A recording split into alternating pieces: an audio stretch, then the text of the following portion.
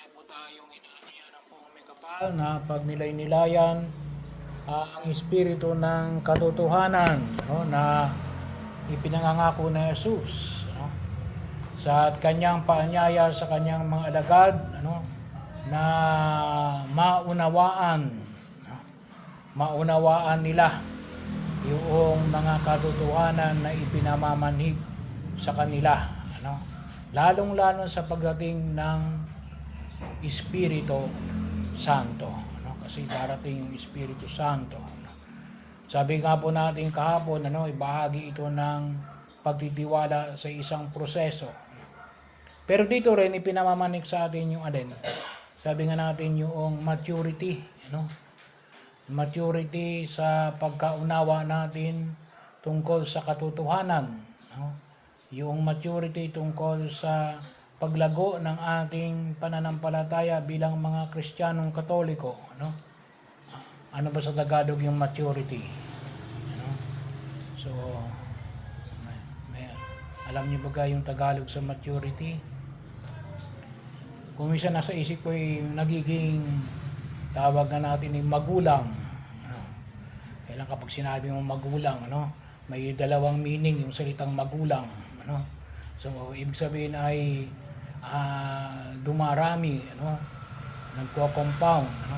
Pero siguro, mas magandang gamitin yung salitang dalisay. Ano? Nagiging dalisay. Katulad ng ginto, ano? Nagiging dalisay. Sa una, makikita natin, ano, katulad ng ginto, ano, kita na natin yung ginto, no?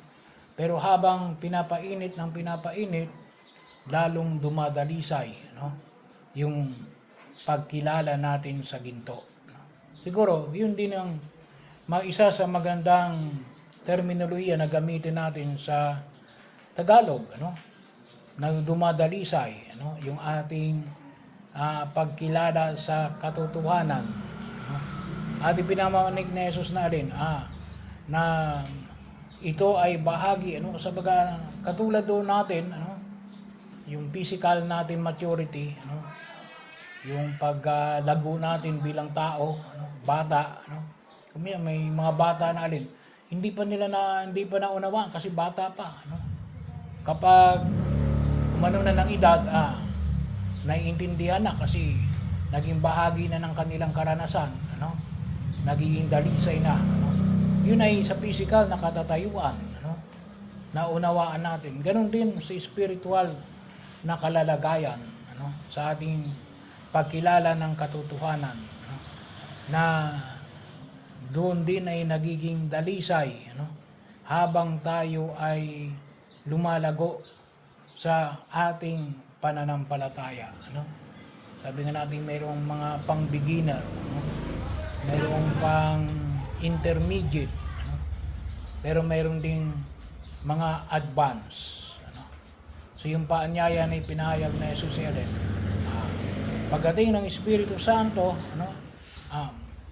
Mas marami tayong maunawaan kapag pinag-usapan natin ang katotohanan, ano? Lalong dumadalisay ang pagkaunawa natin ng katotohanan, ano? Kaya nga isa rin ho sa biyaya ng Espiritu Santo, ano, kung maalala ninyo 7 gifts of the Holy Spirit, isa rin yung alin, pagkaunawa, ano? Pagkaunawa sa katotohanan, ano? Sabi nga ho natin, ano, yung dumadalisay, ano, nagiging tiyak, ano, hindi lang bahagi, ano, ng katotohanan na ipinamanhig sa buong may kapal, ano. Pangalawa, ano, bahagi rin ito na ipinamamanig na Jesus na alin. Pagkamat yung katotohanan na ito ay katotohanan na ipinahayag ng Ama, ano, mula pa ng dikain ng sanlibutan. Ito rin yung katotohanan na ipinahayag ni Jesucristo, ano. At ito rin yung katotohanan na nais na pagdalisayin ng Espiritu Santo, ano. So, nandun pa rin, ano? Yun pa rin yung katotohanan. Kaya lamang, mas higit nating makikita natin, ito yung iisang katotohanan na nakikita natin sa mas malawak na pagkaunawa, ano, sa sitwasyon na kinabibilangan natin, ano? Mas nakikita natin, sabi nga, yung buong punta de vista, ano? Yung view, ano? Bahagi ho, ano? Katulad na ipinaman ni Kungaw kanina, kahapon, baka nga nakikita natin ay yung sa piso ay alin? Yung ibon lang, ano? Kasi yun pa lang yung punto de vista natin eh, no? Pero makikita natin na yung piso, hindi lang ibon, may tao rin, ano? Kasi bakit? Lumawak yung ating pagkaunawa, ano? Yun yung pagkilala ng alin? Iisang katotohanan na ipinamamanik ng Ama at ng Anak at ng Espiritu Santo. So bahagi ho na kung saan ay iisa yung katotohanan na ipinapahayag sa atin ng Poong May Kapal, ano? At yun ang idulog natin, ano? Magkaroon tayo ng kadalisayan, ano? Pagkakataon na kung saan ay makita natin na alin, doon talaga lalabas yung pinaka ginto, no?